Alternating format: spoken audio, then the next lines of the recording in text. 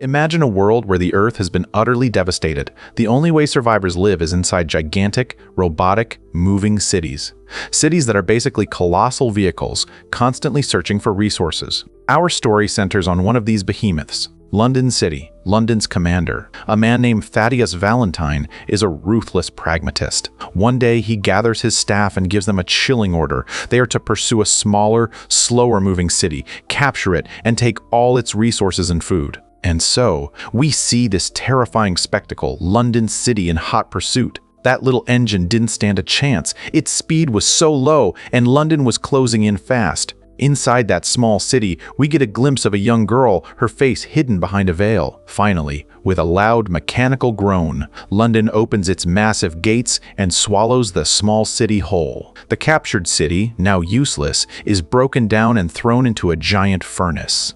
That very furnace is the heart of London, the driving force that keeps the colossal machine moving. The people of the small city are captured too. Thaddeus doesn't want to kill them. He wants their labor, but the small city folk don't trust him, convinced they're about to be executed. Thaddeus strides in and tries to reassure them, promising, "You will be kept as our other citizens." This is where we meet Tom. Tom is no ordinary citizen. He has a deep, almost obsessive fascination with collecting ancient artifacts from the world before. He's an expert in history and forgotten technology. It's here that he meets Mr. Valentine's daughter. She approaches him, desperate to understand something fundamental. What caused the eradication of our world? We used to live on Earth. How did all these changes happen? Tom tells her the chilling truth. The world was destroyed by something called Medusa, a devastating quantum weapon that wiped out civilization in just about 60 minutes. The survivors, abandoning the old ways, built these massive engines like their own London City to survive. He also mentions that there are people living a traditional life off the engines, people who are fiercely opposed to these mortal engines. While he's talking, Tom notices a pile of old things. The very artifacts London just snatched from the small city. As he's looking through them, Thaddeus Valentine walks up, praising Tom for his invaluable research. Thaddeus then gets personal. "Tom," he asks, "you wanted to be a pilot. You trained for it. So why did you give up and start this research?" Tom's eyes look distant. "Circumstances compelled me to forget my dream. I had to do this." But he adds that he's happy in his work now. Suddenly, the same veiled girl we saw earlier reappears. She moves silently towards Thaddeus, a knife clutched in her hand, intent on killing him. Tom glimpses her and tries to stop the attack, but he's too late. She stabs Thaddeus, screaming, "This is the revenge of my mother!" She names herself Hester Shaw. Thaddeus looks at her, stressed and shocked at the name. Hester tries to strike again, but this time Tom manages to reach her, struggling to stop the girl. She shoves Tom aside and starts to run. Thaddeus and Tom pursue her. Hester is running through the city's complex machinery when she slips, about to fall into a dangerous chasm. Tom, with a burst of speed, catches her hand just in time, saving her from the fall. Gasping, she tells Tom, "Thaddeus is not who he seems. He's a cruel person. He murdered my mother." With that, she forcibly pulls her hand free and plummets into the massive disposal chute, a deep well where all the city's rubbish and furnace waste is drained outside the engine. She has escaped. Thaddeus reaches the well moments later. A genuinely worried Tom tells him what Hester just said. "She was calling you a killer." At that, Thaddeus's expression changes completely. He looks at Tom and with a ruthless shove pushes Tom into the very same well. Tom is expelled out of London, tumbling out with the city's waste. Right then, Thaddeus's daughter arrives, looking for Tom. Thaddeus immediately puts on a show, lying convincingly. "I regret to tell you," he says, "that Tom and that alien girl fell into the well while quarreling. He was a good boy." He completely dramatizes the situation, but the lie is already set. Meanwhile, Hester, still near the site of the fall, catches sight of Tom's terrified friend, who was an eyewitness to the whole thing. She immediately suspects that friend could be a threat. In the next scene, Thaddeus sends a small jet out to confirm if Tom and Hester are alive or dead. The jet returns with nothing. Why? Because Tom and Hester are secretly hiding together on a mountain peak. Hester, still suspicious, holds her knife to Tom and says, "I could have killed Thaddeus if you hadn't stopped me." She's ready to leave him, but Tom begs for her help. "I've spent my whole life in London," he pleads. "I want to go back and reveal his secret and his true reality to everyone." Hester agrees to help him. Back on London City, we see Thaddeus working on a highly secret energy project, powered by fusion cells. This entire operation is classified, hidden even from his senior officers. No one is allowed in except him, and the security is maximum. However, Thaddeus is paranoid about Hester. He fears she will become a hindrance to his work. His co-worker, a doctor, advises him to visit a peculiar prisoner. This prisoner is kept in a prison in the middle of the sea. He's described as a monster and a beast who constantly screams Hester Shaw's name and wants to kill her. Thaddeus immediately sets off to meet this green-eyed monster, whose eerie green eyes inspire sheer horror. Thaddeus damages the jail, freeing the monster, who immediately sets off on his mission to find and kill Hester. Meanwhile, Tom and Hester are struggling to survive, sharing stale bread because food is scarce. They eventually fall asleep. Hester wakes up to the sound of miniature engines and sees Tom calling out to them for help. Tom is naive and doesn't realize that these hunter cities prey on people. The hunter cities attack them, but suddenly a friendly, centipede-like city intervenes, saving their lives.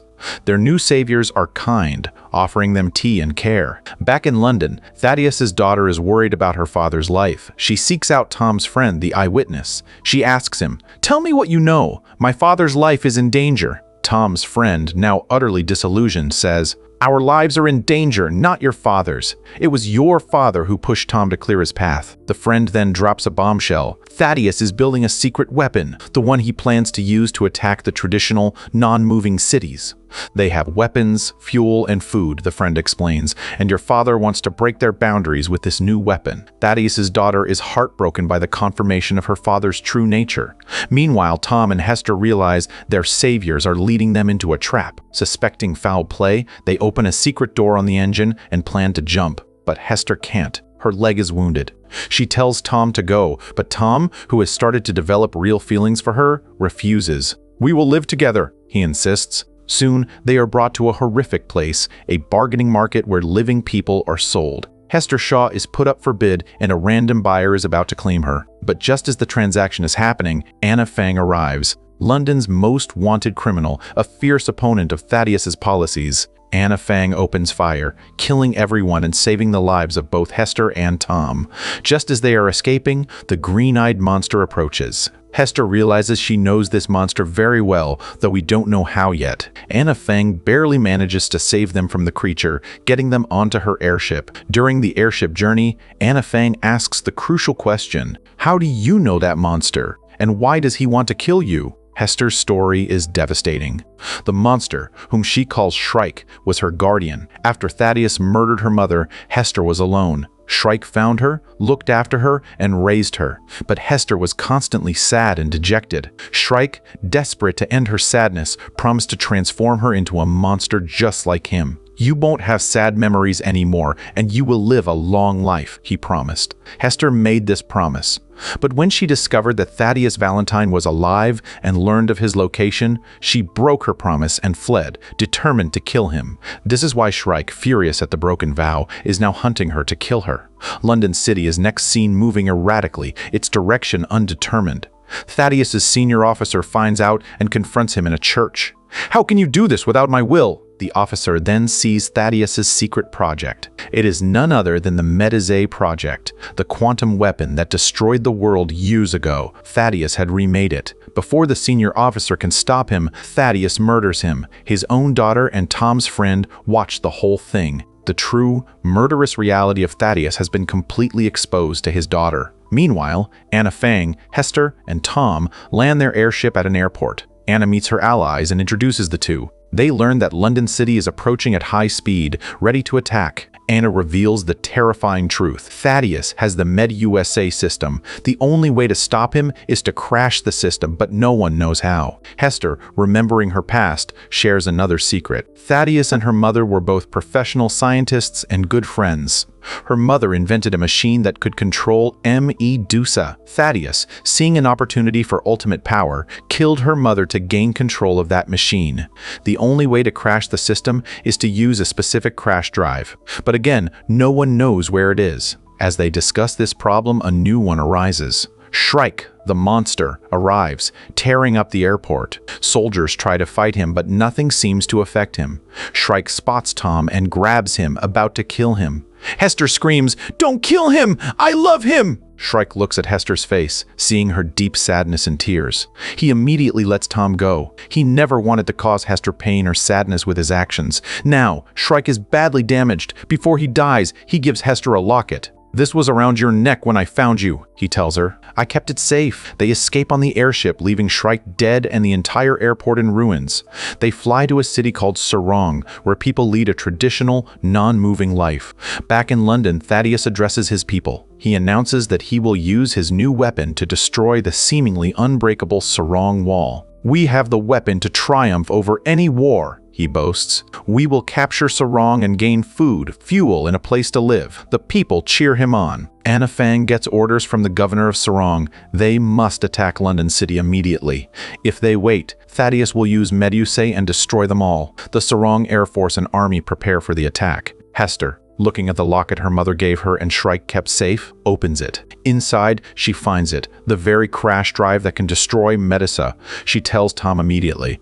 On the other side, Thaddeus is closing in. He fires Medusa, and the massive attack damages the entire Sarong Wall and obliterates all the airships landed on it. Hester and Tom inform Anna Fang about the crash drive. All remaining forces launch a joint attack on London City. Many soldiers and airships are lost, but finally, a small group penetrates the city. A fierce fight erupts between Anna Fang and Thaddeus, diverting his attention. Hester seizes the chance and races to the church where Medusa is being recharged for another attack. After a massive struggle, she inserts her mother's USB, the crash drive, and crashes the Medusa system. The weapon is shut down. Outside, Anna Fang is mortally wounded. She tells Hester to run, and she dies there in the fight. Coming out of the church, Thaddeus finds his daughter. "We should run away," he says. But his daughter, knowing the killer he is, coldly tells him, "I do not want to go with a killer." He starts to leave alone, but Hester steps into his path, seeking her vengeance. Just before she attacks, Thaddeus drops his last bomb. "Hester, you are my daughter. Your mother had intimacy with me." Hester is completely shattered by the revelation. Meanwhile, Thaddeus's daughter rushes to London City's control room. The massive city is still moving, heading directly toward the Sarong Wall, where people are still alive. All the control systems are damaged. She can't stop it. She calls for Tom's help. Tom, getting into his airship, flies to the city's power source, that giant furnace, and destroys it completely. London's forward motion stops. Tom spots Thaddeus and Hester still fighting. He swoops in, saves Hester, and flies away. Thaddeus falls down right where London City is grinding to a halt. He looks up and sees the massive weight of the city bearing down on him. He closes his eyes. London City crushes Thaddeus, killing him and stopping the engine for good. The survivors of London City request shelter from Sarong. The governor of Sarong, showing immense grace, welcomes them all. The story ends with Tom and Hester embracing. Afterward, they fly off together in their airship, taking a short trip to enjoy their freedom and the new world they've helped save.